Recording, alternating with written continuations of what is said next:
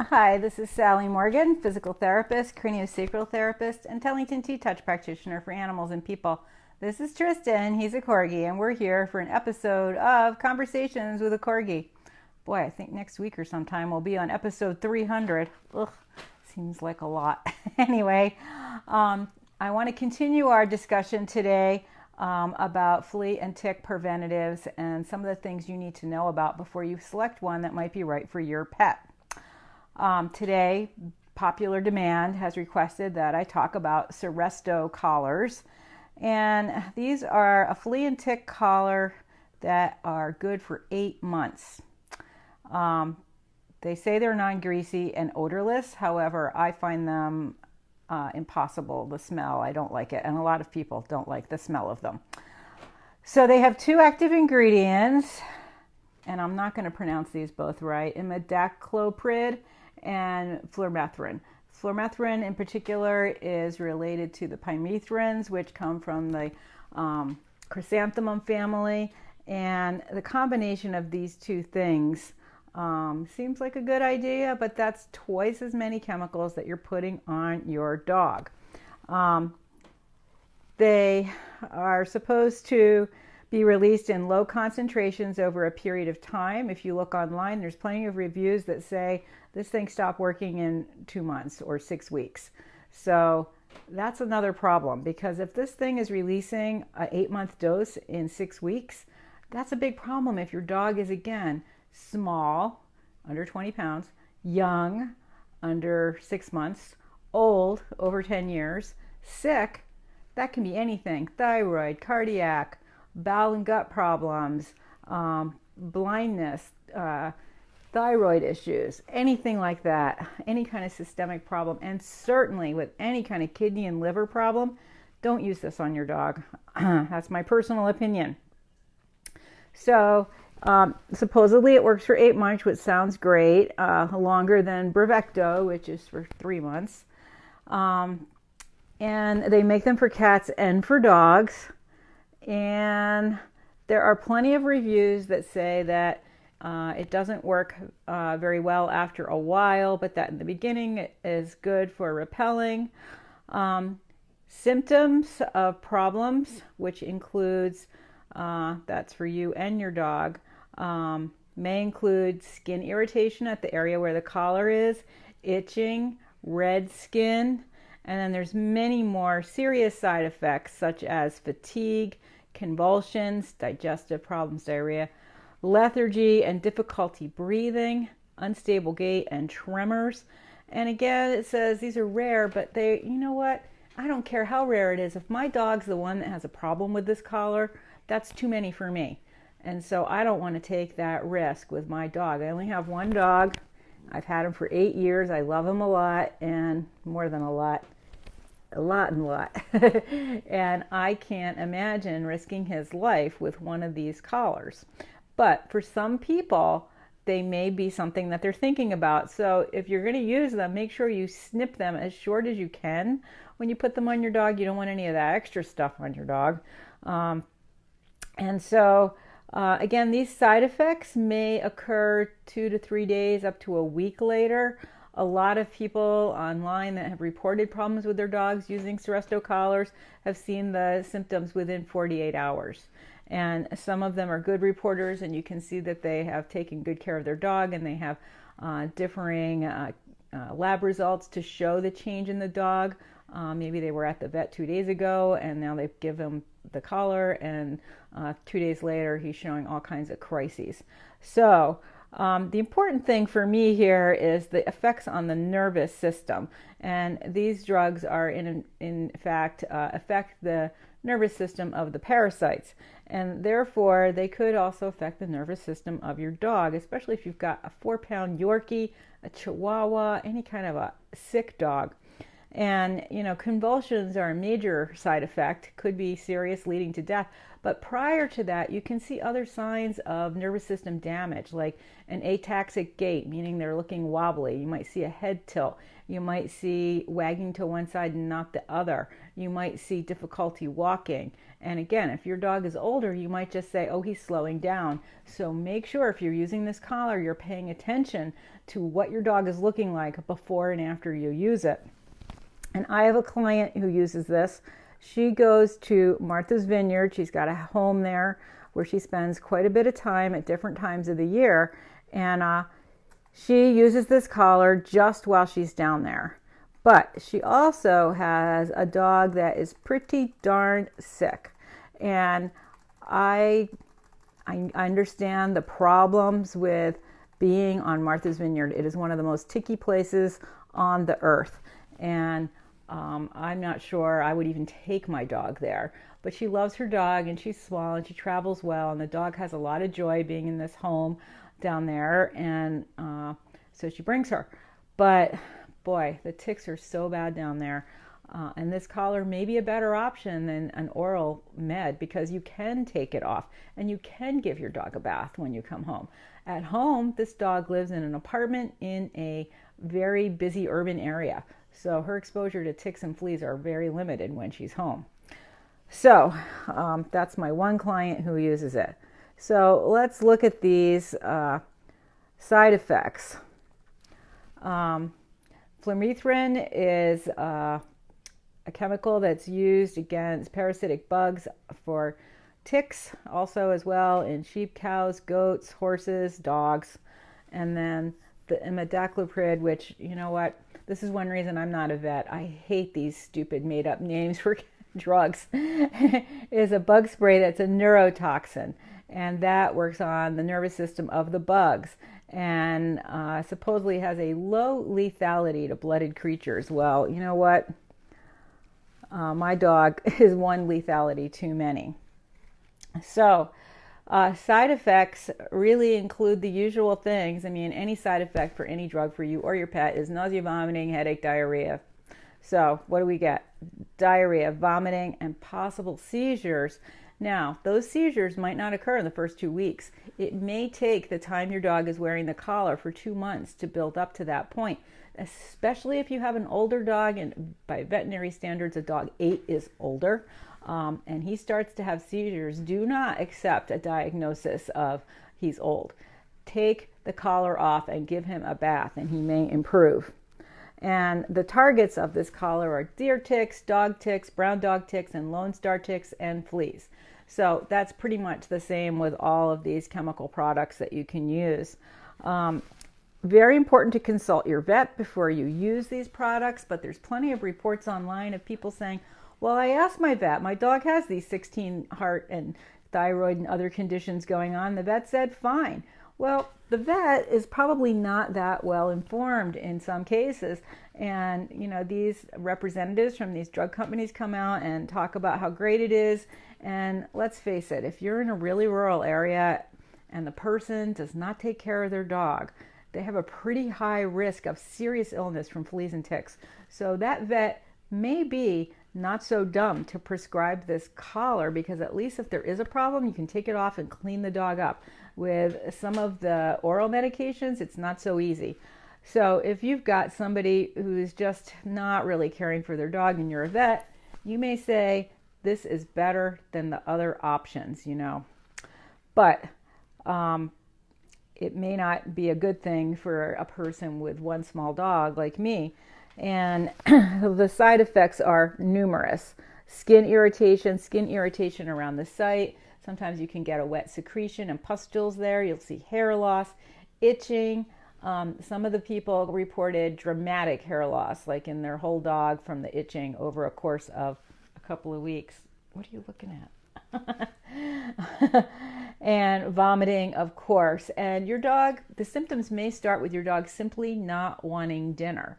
And make sure, for Pete's sake, that you don't put the collar on the same day you give your dog his heartworm med. I mean, that is just a recipe for disaster. I wouldn't even do it in the same week. Make sure you spread out these assaults on their immune systems, because it's just too dangerous not to. So your dog may have loss of appetite and diarrhea and vomiting. And if your dog starts vomiting, take the collar off and wash him. Convulsions are going to be a major side effect, and there's lots of little symptoms usually before that if you pay attention to your dog. And some of those little symptoms may just include lethargy. Now, here's the thing. When are we using these products? In the summer. And in the summer, some of our dogs might look like they're slowing down just because it's hot. Don't rule out the fact that the collar could be making your dog feel sick, and that is slowing him down. And if he is active and running around and happy and playful, and you put the collar on and 2 days later he's acting like he's 100 years old and doesn't want to get off the sofa, there's a good chance that collar is having a bad effect on him. They talk about dogs being allergic to the chemicals in the collar. No good way to explain what that is exactly. If they're getting these symptoms of rash and itching, those are symptoms of allergies as well as toxicity. So don't buy it that your vet's just saying he's allergic to this collar. There's more going on than that. And the pyrethrin in particular causes nausea, vomiting, and seizures that could become violent. Often, too, we see red eyes that come along with this because of the irritation to the whole system. And I know myself, I just had to change my hair conditioner because the two I've been using alternately have been making me very red in my face and sneezy and coughy, and they're toxic. The smells in them are not good for me. And ever since I had chemotherapy, my body is quick to reject anything smell or food-wise that is bad. And so I certainly get red eyes from these particular hair conditioners. And so I know that if I were to wear this collar, I would be coughing and scratching and have red eyes. So check that, because a lot of people don't look at their dog's eyes. You need to really look at the white of their eyes and see if it's turning colors once you put the collar on the dog. So your dog may also have difficulty breathing. That may be one reason that he's lethargic and laying around, so keep an eye out on that. There are lots of other flea and tick options. And also they make this collar for cats. A lot of the same issues. Cats are way more sensitive than dogs in some ways. Certainly their skin is thinner, which is why they are the #1 target for fleas. Fleas much prefer cats to dogs. So if you have a cat, all the fleas will be on the cat and very few on the dog. And if you get them on the dog, that means you got a big problem. So, and fleas themselves can cause anemia and tapeworms and dermatitis and lethargy and all these other problems. So you don't want to have fleas. But that brings me back to my universal answer for flea and tick repellent, which is the Cedar Side spray. So here's our little story.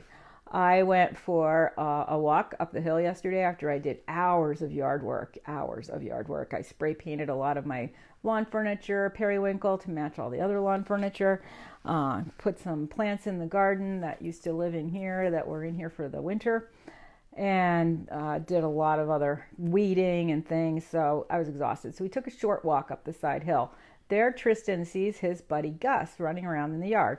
So I take him off his leash so he and Gus can run. And of course, what Tristan does is go up into some pretty woody area right to the side of a big path where Gus and his golden retriever friend run up and down the hill quite a bit. And while I was there, Gus's mom pulled 2 ticks off of him that were just crawling. He looks like a Corgi, but he's big. He's got long legs. He's the same color orange. He's got a white nose, and he's got white feet. And he's got thin hair. He's like a lab golden mix, but he doesn't look really like either. He looks like a giant Corgi. So it was easy to see the ticks on him, and she was just throwing them on the lawn as she was picking them off of him. So I know there's ticks in her yard. So last night I'm sitting on the sofa and I just feel like I need to check Tristan. So I start combing and looking, and one of the things I do as a flea preventative, a tick preventative, is use my slicker brush pretty vigorously around his ruff and where my hand is here when I bring him in from a walk. Frequently I will find a tick or two in the brushings with the slicker brush if I can get deep enough. He's still pretty hairy with his winter coat, so I can't get that deep. So I didn't see any in the slicker brush, and I gave him a quick brush after our play with Gus. Well, 2 hours later, I'm sitting on the sofa, and I'm finding huge ticks they were far bigger than the normal tick I find. And so that means they were probably dog ticks, not deer ticks. But there were like 7 or 8 crawling around him, and they hadn't attached yet. They were exploring his ears and all around his neck and under his chin and on his face. And there were just so many, and he was getting really traumatized because my blood pressure was going up as I was finding more and more and thinking, oh my God, what happened? And I'm checking myself, looking on the sofa, looking where he lays in the house. And I pulled like 7 or 8 off of him. So we are not going outside without a serious spray with cedar side. And I may even use the other essential oil spray that I make that has geranium, cedar, and peppermint in it, because I want him really well protected. If there are that many ticks when he was playing with Gus for only 10 minutes, that's a lot. Now, I know from experience with my horse, he was dark brown and big, and one day when I got to the farm, he was laying in the pasture, as he often does, and lots of horses do, certainly when they're older, in the sun on a nice warm spring day. He was grazing while he was laying down, and he was next to a lot of these little sticky things that were coming up out of the ground, like weeds, but just sticks.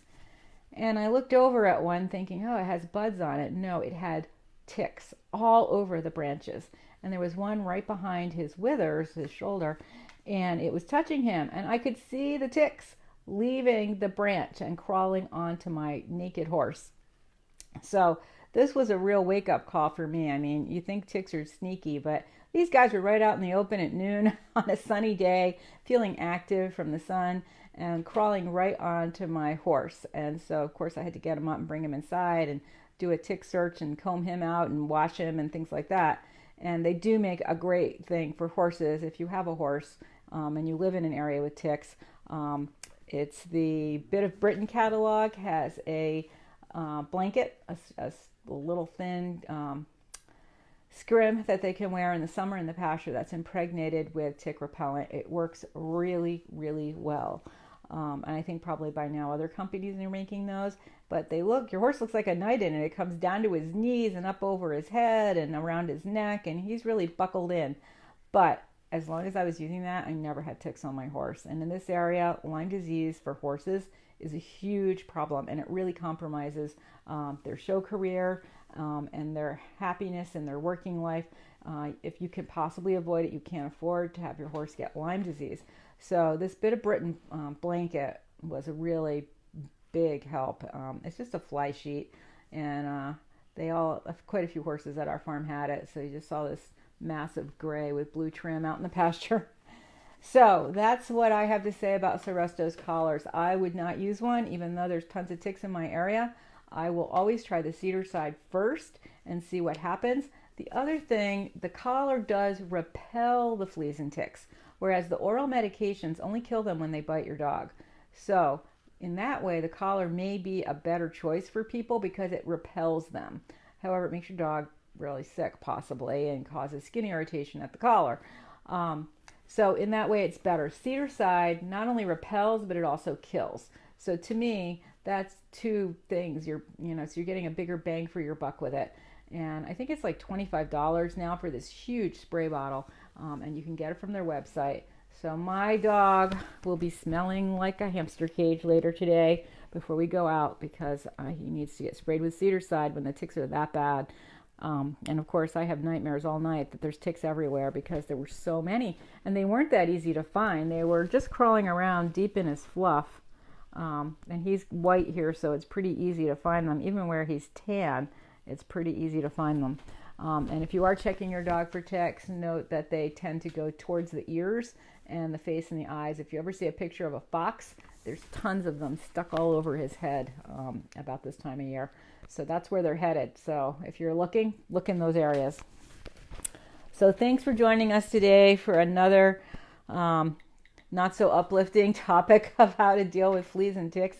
It is a huge problem. I mean, really, part of the history of small lap dogs was that they were kept on your lap to attract the fleas to them away from you, because fleas used to be a huge problem in medieval times and around then. But now we live in a much cleaner world, and we do not have to tolerate fleas and ticks. We have so many products, including essential oils, like Cedarside that can prevent ticks and fleas from getting on us and our dogs. So thanks for joining us. We'll be back tomorrow for another look at some flea and tick preventions.